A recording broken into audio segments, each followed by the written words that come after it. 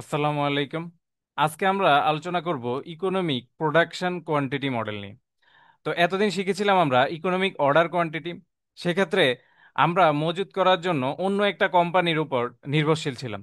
আমরা তাদেরকে বলতাম যে এত ইউনিট আমাকে সাপ্লাই দিন। তারপর আমি যেসব মজুত রাখবো অবশ্যই আমি কনসিডার করতাম carrying cost plus order cost, যাতে আমাদের অ্যানুয়াল কস্টটা মিনিমাম হয় সেটা অনুসারেই আমি একটা অপটিমাল কোয়ান্টিটি আমি নির্বাচন করতাম। তা এখন ইকোনমিক প্রোডাকশন কোয়ান্টিটি বলে, ধরেন আপনার একটা দোকান আছে। তো দোকানের পাশাপাশি আপনার একটা ফ্যাক্টরিও আছে। তো এই ফ্যাক্টরি থেকে আপনি নিজেই আপনার যে মজুত করবেন জিনিসগুলা বা কাস্টমার ডিমান্ড ফুলফিল করবেন এই ফ্যাক্টরি থেকেই প্রডিউস করেন। তো এখন ফ্যাক্টরি থেকে কি পরিমাণ প্রডিউস করলে আপনার কস্ট, টোটাল কস্টটা মিনিমাম লাগবে, এটাই আমাদের একটু মাথায় রাখতে হবে। ঠিক আছে? তো এখন তাহলে আমাদের টিসি যে মিনিমামটা হবে, এখানে হবে ক্যারিং কস্ট আর প্লাস হচ্ছে সেট আপ কস্ট। সেটা এখানে অর্ডারিং কস্টের জায়গায় সেট আপ কস্ট কেন হয়ে গেল? কারণ হচ্ছে আমরা এখানে প্রোডাকশনটা নিজেই করতেছি, তো আমাদের কারখানা সেট আপ করতে বা ওটা সেট আপ করতে যা লাগবে আর কি। ঠিক আছে? তো এখানে কিছু সূত্র দেওয়া আছে। তো আমরা এই সূত্রগুলো একটু পরে আলোচনা করব, লিস্টটা আমরা ডিরেক্ট প্রুফের মধ্যে চলে যাই। দেখেন, আপনার হচ্ছে ইকোনমিক প্রোডাকশন কোয়ান্টিটি মডেল। তো এখানে ধরেন পি মানে প্রোডাকশন রেট, মানে একদিনে বা ইউনিট টাইমে আপনি কি পরিমাণ প্রোডাকশন করতে পারেন, আর ডি হচ্ছে ইউজেজ রেট, আপনি কি পরিমাণ ইউজ করতে পারেন। তো একটা ব্যাচ, মানে টি সময় ধরেন একটা ব্যাচ বা টি সময় ব্যাপী ধরেন আপনি প্রোডাকশন করেন। তো প্রোডাকশন করলে আপনার টোটাল প্রোডাক্টের পরিমাণ কি হবে? পি ইন্টু টি, স্বাভাবিকভাবে। একক সময় হচ্ছে পি, আর টি সময় পিটি। তো এখন এখান থেকে আমি টাইমকে কিভাবে লিখতে পারি? এই যে কিউ বাই পি লিখতে পারি। তো এখন দেখেন, আপনার আবার এখানে ইউজেজ রেটটা কত, মানে ইউজ করবেন কত আপনি এই টি সময়, টি সময় ব্যাপী ইউজ করবেন আপনার কত একক সময় হচ্ছে। আহ আচ্ছা, একক সময়ে এখানে আমি পরে ইউ দিছি। আচ্ছা, একক সময়ে ধরেন আপনি ইউ পরিমাণ ইয়ে করেন, ঠিক আছে, ইউজ করেন। তো তাহলে টি সময় করেন, তো করেন ইউটি। তো তাইলে দেখেন আপনার প্রোডাকশন পিটি আর ইউজেস হচ্ছে ইউটি। তো নেট যে ইনভেন্টরি, মানে আপনি প্রোডাকশন করলেন পিটি আর মাঝখানে হচ্ছে ইউটি পরিমাণ আপনি ইউজ করলেন, তাহলে আপনার বাকি থাকে কতটুক? বাকি থাকে হচ্ছে এই যে পিটি মাইনাস ইউটি। ঠিক আছে, পিটি মাইনাস ইউটি, স্বাভাবিকভাবে যেটা বাকি থাকবে ওটাই তো আপনি মজুত করে রাখবেন। তো এখন এই যে এটাকে আপনি মানে যত বেশি পরিমাণ আপনি মজুত রাখতে পারেন ম্যাক্সিমাম, ধরেন যে মজুত, এটাকে আমরা আই ম্যাক্সও বলি নেট ইনভেন্টরিটাকে, কারণ হচ্ছে আপনার ইউজেস রেটটা সর্বোচ্চ হিসাবে ধরি এখানে। আচ্ছা, তো এখন এখানে কি আমাদের পি মাইনাস ইউ, এটা এখানে টিটাকে আমি ওই যে যেটা লিখলাম কিউ বাই পি, এটা কনভার্ট করে দিলাম। ঠিক আছে, কিউ বাই পি কনভার্ট করে দিলাম, দেন আমি এখানে বসাই দিলাম। তো আমাদের এভারেজ ইনভেন্টরি কত হইতে পারে? এভারেজ ইনভেন্টরি জানেন, এখানে এটা কিন্তু আমাদের ম্যাক্সিমাম ইনভেন্টরি। তো ইনভেন্টরি মজুদ কি হবে? মজুদ থেকে তো আপনি দিতে দিতে এটা শূন্যতে চলে যাবে। আপনার দোকানে অনেক চাল আছে, ধরেন 50 কেজি আছে বা 50 মণ আছে। তো এই 50 মণ থেকে আপনি তো এক সময় কি হবে, মজুদটা একদম শেষ হয়ে যাবে, জিরো হয়ে যাবে। তো তাহলে এভারেজ কত থাকবে আপনার দোকানে? 25 25 মণ থাকবে। তো এরকম আর কি, আই ম্যাক্স থেকে জিরো হয়ে গেল। তো এটা আমাদের কি হবে? I max plus zero divided by two. তো আই ম্যাক্স তো এর আগে এটা পাইলাম। তো এই যে এটা এখানে আমরা আই ম্যাক্স এর জায়গায় এটা রিপ্লেস করে দিলে এটা হইলো আমাদের এভারেজ ইনভেন্টরি। তো এটা এভারেজ ইনভেন্টরির যে ফর্মুলা ওটা। তা এখন আমাদের এই যে কিউটা, এটা তো আমাদের ওই যে আমরা অ্যানুয়াল কস্টটাকে মিনিমাইজ করে আমাদের নিয়ে আসতে হয়। ঠিক আছে? তো অ্যানুয়াল কস্টটা মিনিমাইজ কিভাবে করি? ওই যে আমাদের আগেও দেখছিলাম টোটাল কস্ট কি ছিল, carrying cost plus set up cost. সে সময় আমাদের অর্ডারিং কস্ট ছিল, কারণ বাইরে থেকে অর্ডার করে নিয়ে আসতাম। তো এই যে সেট আপ কস্টটা আমাদের লাগবে, সেট আপ কস্ট। তা এখন এই যে আমরা ক্যারিং কস্ট একটু আগেই পেলাম এটা। হুম, সরি, ক্যারিং কস্ট না, এখানে ছিল আমাদের এভারেজ ইনভেন্টরি। তো ইনভেন্টরি আপনি ক্যারিং মানে পার ইউনিট যে ক্যারি করা ওটার খরচ হচ্ছে এইচ। তো তাইলে আপনার কি করতে হবে? এই যে যত পরিমাণ ইনভেন্টরি আছে তাকে এইচ দিয়ে মাল্টিপ্লাই করে দিতে হবে, কারণ এই পরিমাণে তো আপনি রাখবেন মজুদ আকারে। ঠিক আছে? তো এখন এখানে দেখেন, এখানে আরেকটা বিষয় সেট আপ কস্ট। ঠিক আছে, সেট আপ কস্ট ওই যে ডি। ঠিক আছে, ডি হচ্ছে আপনার ডিমান্ড, ডি হচ্ছে আপনার ডিমান্ড। ঠিক আছে? তো এখন আপনার কিউ পরিমাণ আপনি হচ্ছে প্রডিউস করেন। ঠিক আছে? তো তাইলে কয়বার আপনার প্রোডাকশন করতে হবে? কয়বার প্রোডাকশন করতে হবে? প্রোডাকশন করতে হবে, দেখেন, ডি বাই কিউ। ঠিক আছে? বুঝতে পারছেন? কিউ করেন একবারে, মানে কিউ ইউনিট করেন 1 ইউনিট ফুলফিল। আচ্ছা, একবারে তো একে করেন হচ্ছে। আচ্ছা, যাই হোক, এটা একটু ঐকিক নিয়ম খাটালে বুঝতে পারবেন। ঠিক আছে, এটা হচ্ছে আমরা আমরা ওই যে ধরেন আমরা এখানে প্রতিবারে ধরেন করি হচ্ছে 200 ইউনিট, আমি এক্সাম্পল দিয়ে বুঝাই। একবারে করে মানে আপনার দরকার হচ্ছে 100 ইউনিট প্রডিউস করা, প্রতিবারে 200 ইউনিট। ঠিক আছে, তাহলে কি করতে হবে? 100 / 20, মানে 5 বার আপনার প্রোডাকশনটা করতে হবে, 5 বার, 5 টাইমস, স্বাভাবিকভাবে। একবারে 20 পেলেন, আবারও 20, আবারও 20, এরকম 5 বার করতে হবে। তো এই হচ্ছে বিষয়। তো এটা হচ্ছে আপনি কয়বার প্রোডাকশন করবেন। তো একবার প্রোডাকশন করতে আপনার এস পরিমাণ কস্ট হয়। তো এস দিয়ে তাহলে মাল্টিপ্লাই করে দিতে হবে। এই তো দুইটা আমরা তাহলে যোগ করে দিলাম, এটা হচ্ছে আমাদের টোটাল কস্ট। এখন এই টোটাল কস্টটাকে আমাদের মিনিমাইজ করতে হবে। ঠিক আছে, মিনিমাইজ করতে হবে, মানে যে কিউটার জন্য মিনিমাইজ হয় ওটা বের করতে হবে। তো এটার জন্য আমরা কি করলাম, কিউ রেসপেক্টে ডিফারেন্সিয়েশন করে দিলাম। তো করে দেওয়ার পর ক্রিটিক্যাল পয়েন্ট নিলাম। তো ক্রিটিক্যাল পয়েন্ট বের করার জন্য সিম্পল অ্যালজেব্রা খাটালাম, সিম্পলিফিকেশন। দেন হচ্ছে এখানে কি আসে, কিউ ইজিক্যাল টু, এটা আসতেছে আমার। ঠিক আছে, তো এটা হচ্ছে আমাদের অপটিমাল। তো এখানে সেকেন্ড ডেরিভেটিভ টেস্ট করে আপনি দেখতে পারেন যে এটা অপটিমাল আসলে রান কোয়ান্টিটি, মানে কত, মানে প্রোডাকশন যে করবেন, যে বেস্ট সাইজটা, মানে কি পরিমাণ আপনি প্রোডাকশন করবেন ওইটি সময়। ঠিক আছে, তো এখানে তাহলে এটা আমাদের অপটিমাল রান কোয়ান্টিটিতে, এই যে এটা আমরা একটা ফর্মুলা পেয়ে গেলাম। ঠিক আছে, এটা হচ্ছে আমাদের কিউ নট। তো আমাদের আরো কিছু ফর্মুলা এখানে লাগবে, তো এগুলো আমরা একটু উপরে গিয়ে দেখি। এখানে লিস্ট দেওয়া আছে উপরে। আচ্ছা, তো আমরা কিউ নট যেটা অপটিমাল সেটা তো পেলাম, কিউ নট অপটিমাল এটা তো আমরা পেলাম। আর এখানে আই মানে টিসি মিনিমামটা হচ্ছে কি আই ম্যাক্স, আই ম্যাক্স এর ফর্মুলাও পেয়ে গেছি আমরা। ওই যে আই ম্যাক্স কি দেখছিলাম, এটা দেখছিলাম আই ম্যাক্স, আর আই এভারেজ দেখছিলাম এটা আই ম্যাক্স/2। তো এটা বসায় দিলে এখানে হয়ে গেল টিসি। আর কিউ নট তো এটা, কিউ নট তো পাইলামই, কিউ নট ইজিক্যাল টু এটা, মানে যেখানে পি হচ্ছে প্রোডাকশন আর ডেলিভারি রেট, আর ইউটা হচ্ছে আমাদের ইউজেস রেট। ঠিক আছে, এবার আসুন হচ্ছে সাইকেল টাইম। সাইকেল টাইম জিনিসটা কি?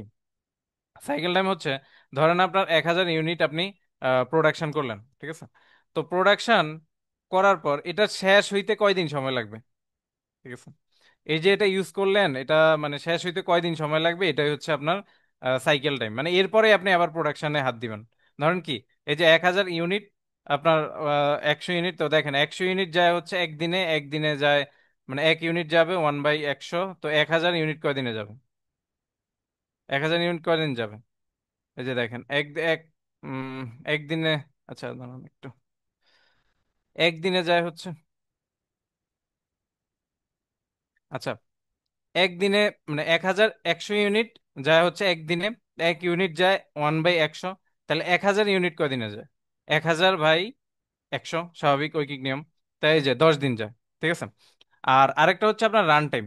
এই যে প্রোডাকশন করতেছেন, এই সময়ের ভিতরে মানে আপনি কি পরিমাণ সময় যাবে। ঠিক আছে, এটা হচ্ছে আমরা একটু বের করবো, মানে 1000 ইউনিট বানাতে কি পরিমাণ সময় লাগবে। ঠিক আছে, তা আপনি প্রতিদিন বানাতে পারেন, ধরেন 200 ইউনিট প্রতিদিন বানাতে পারেন।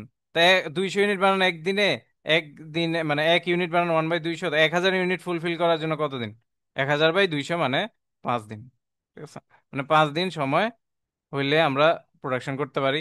আর বাকি যে 5 দিন মানে 10 দিন, দেখেন দেখেন আমার ইউজ করতে লাগে 10 দিন, হ্যাঁ 5 দিনের মধ্যেও আমি ইউজ করতেছি। তো তাইলে দেখা যায় এই যে 10 - 5 দিন, দেখেন এই 10 দিনের মধ্যে আমি ইউজও করতেছি, প্রোডাকশনও করতেছি, আবার এই 5 দিনেও ইউজও করতেছি, প্রোডাকশনও করতেছি। তাহলে দেখেন এই যে প্রোডাকশন শেষ হয়ে যায় 5 দিন পরে। ঠিক আছে, কিন্তু আমরা ইউজ করি আরো 5 দিন। ঠিক আছে, এই 5 দিন আমি কোনো প্রোডাকশন করি না। তো এটাকে বলা হয় অলস সময় বা আইডল টাইমও বলা হয়। ঠিক আছে, মানে আপনি এই যে cycle time minus run time, এটা হচ্ছে আপনার আইডল টাইম। ঠিক আছে, মানে ওই সময় আপনি কোনো প্রোডাকশন করেন না। ঠিক আছে, এই হচ্ছে বিষয়। তো এখানে এতটুকুই হচ্ছে এটার ডিরাইভেশন। তো এরপর আমরা একটু গ্রাফিক্যাল রিপ্রেজেন্টেশনে যাই।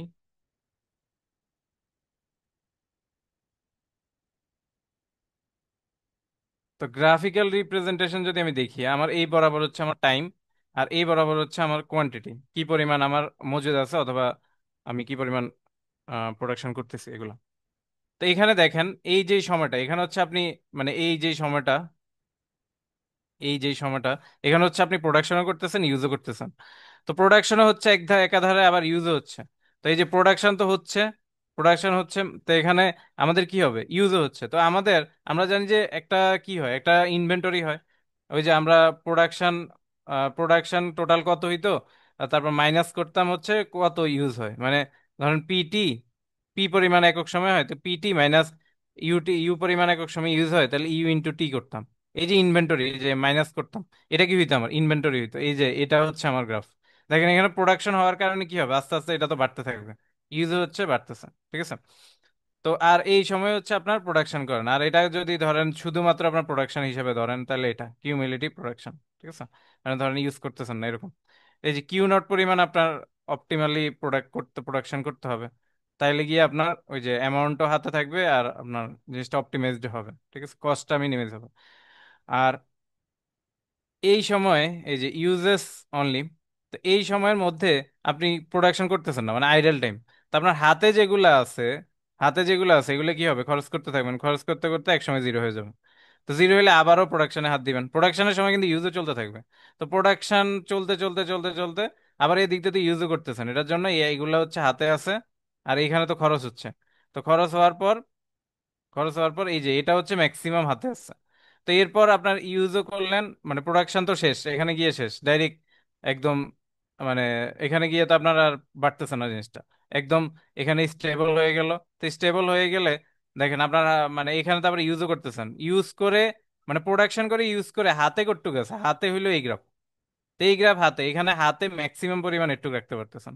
এরপর তার কোনো প্রোডাকশন করতেছেন না, হাতে আর কিছু আসবে না। এরপর এই সময়ব্যাপী আবারও ইয়ে করতে থাকেন, মানে এই সময়টা হচ্ছে আমার আসলে আইডল টাইম, এই সময় আমি কোনো প্রকার প্রোডাকশন করতেছি না। এই তো। তো সিমিলার সিকোয়েন্স পরেরটাও। তা আশা করি জিনিসটা বুঝতে পারছেন, ঠিক আছে। আচ্ছা, এখন হচ্ছে আমরা একটা এক্সাম্পল দেখবো। তো এক্সাম্পল কি বলে, এখানে হচ্ছে একটা toy manufacture uses 48,000 rubber wheels per year for its popular dump truck series. তো একটা টয় ম্যানুফ্যাকচার কোম্পানি, যার হচ্ছে একটা খুবই পপুলার একটা, মানে ইয়ে আছে, গাড়ি আছে, ওই ট্রাক, ট্রাক টাইপ ছোট। তো এখন এখানে তারা কি করে, এই প্রতি বছর, আহ, প্রতি বছর তারা হচ্ছে, মানে এটা তো অবশ্যই চাকা লাগবে গাড়ির। তো 48,000টি চাকা প্রতি বছর তারা ইউজ করে, ঠিক আছে, তাদের এটা প্রয়োজন, এটা তাদের demand. The firm makes it own wheels, মানে তাদের আবার নিজস্ব একটা হুইল তৈরির ফ্যাক্টরি আছে, এমন না যে তারা বাইরে থেকে অর্ডার করে। হুইচ ইট ক্যান, এখানে আসলে প্রডিউস হবে এট a rate 1,800 wheels per day, মানে 1,800 হুইলস, 1,800, সরি 1,800 হুইলস হচ্ছে তারা প্রতি বছর কি করে, প্রতি বছর উৎপাদন করে। The toy trucks are assembled uniformly over the entire year, মানে এমন না যে তারা প্রোডাকশন করার সময় বসে থাকে, এটা না, তারা হচ্ছে এই সময় ব্যাপী পুরা সব বছর ব্যাপী তারা লাগে, মানে চাকাটা গাড়িতে লাগে। তো এখন হচ্ছে কি, carrying cost is $1 per wheel এই ইয়ার। তো দেখেন, মানে একটা চাকা রাখতে, মানে তারা তো মজুত করে রাখতে হবে, তো এই মজুত করে রাখার জন্য $1 তাদের খরচ হয়। Set up cost for production run wheels, মানে একটা হুইল তাদের যদি প্রোডাকশন করতে হয়, সেক্ষেত্রে তাদের খরচ হয় হচ্ছে $45, ঠিক আছে। দ্য ফার্ম অপারেটস, মানে ফার্মটা 240 দিন চলে, 240 দিন ব্যাপী চলে। এখন বলছে হচ্ছে অপটিমাল রান সাইজ বের করতে। তো অপটিমাল রান সাইজ বলতে আপনি কি পরিমাণ, মানে প্রোডাকশন করবেন যাতে আপনার কস্ট মিনিমাইজড হয়, ঠিক আছে, মানে কিউটা কি আপনার। এই যে এখানে তাইলে আমাদের কি কি দেওয়া আছে, যা যা বললাম, ডি হচ্ছে ডিমান্ড, এইচ হচ্ছে আমাদের ক্যারিং কস্ট, এস হচ্ছে আমাদের প্রোডাকশন কস্ট, পি হচ্ছে 1800 কি করে, ওই যে প্রোডাকশন করে, তো এটা হচ্ছে আমাদের 1800। আর ইউ, এই যে ইউ বের করার ক্ষেত্রে একটু স্মার্ট হতে হবে। দেখেন আপনার পিটা বলছে কি পার ডেতে, তাহলে ইউজটা আপনার পার ডেতে নিয়ে আসতে হবে। দেখেন এটা কিন্তু বলে দিছে 48,000 একটা ইয়ার, তো এটা আর কাজ করে সে 240 দিন। তা 48,000-কে একদিনে নিয়ে আসার জন্য কি করবেন, ওই যে যতদিন ওয়ার্কিং টাইম ওটা দিয়ে ডিভাইড করে দিবেন, তাহলে একদিনে হয়ে যাবে। তো এটা হচ্ছে আমাদের 200 উইকস পার ডে। এই তো। তো দেন হচ্ছে আমরা কিউ নটের যে ফর্মুলাটা জানি, এটা বসালাম, দেন সবগুলো ভ্যালু বসালে এটা আসে এত। আর ম্যাক্সিমাম ইনভেন্টরি আই ম্যাক্স, এটা এই যে কিউ যেহেতু কিউ নট অপটিমাল হয়ে যাবে। এই তো, এটা আসে এত। আর আই ম্যাক, আই এভারেজ হচ্ছে আই ম্যাক্স বাই 2, ঠিক আছে। 900, অথবা আপনি ডাইরেক্ট সূত্র দিয়ে করতে পারেন, বাট আইম্যাক্স যেহেতু বের করে ফেলছেন, এটার প্রয়োজন নেই। তো টিসি মিনিমামটা কি হবে? Carrying cost plus setup cost, ওই যে আমরা দেখলাম আই ম্যাক্স আর কিউ নট, এটা আর কি সূত্রে জাস্ট ইমপ্লে করতে হবে, ঠিক আছে? তাই আই ম্যাক্স বাই টুটা কি ছিল? ওই যে আমাদের এভারেজ কতটুকু পরিমাণ থাকবে, আর এইচ দিয়ে মাল্টিপ্লাই করছি, আর D by Q not already আমি সূত্র দেখিয়েছি এটা। এই তো এটা হচ্ছে ম্যাথ। আর সাইকেল টাইম, সাইকেল টাইম তো আমরা জানি ওই কিউ নট বাই ইউ, ইউজেস মানে একদিনে কত ইউজ করেন। তো তো এখানে হচ্ছে কি হবে তাহলে, এটা আসে আমাদের 12 দিন, মানে 12 দিন আমরা ইউজ করে শেষ করে ফেলবো আর কি। 2400 ইউনিট যেটা আমার আছে, ওই যে 2400 ইউনিট তো আমি অপটিমাল যেটা ইয়ে করতে পারলাম, ঠিক আছে? আর রান টাইম, রান টাইম বলতে আমার কতক্ষণ আমার মেশিনটা রান করতে হবে যাতে আমার 2400 ইউনিট প্রডিউস হয়। এই তো তাহলে এটা একদিনে হচ্ছে 800, আর 2400 দিলে 2400 বাই, এই তো তাহলে এটা। তো 3 দিনের মধ্যে আমি হচ্ছে টোটাল প্রোডাকশন করে ফেলতে পারি। তো এই যে এতটুকুই হচ্ছে আমাদের ইপিকিউ যে মডেলটা, এটাই। তা আশা করি জিনিসটা বুঝতে পারছেন। ঠিক আছে।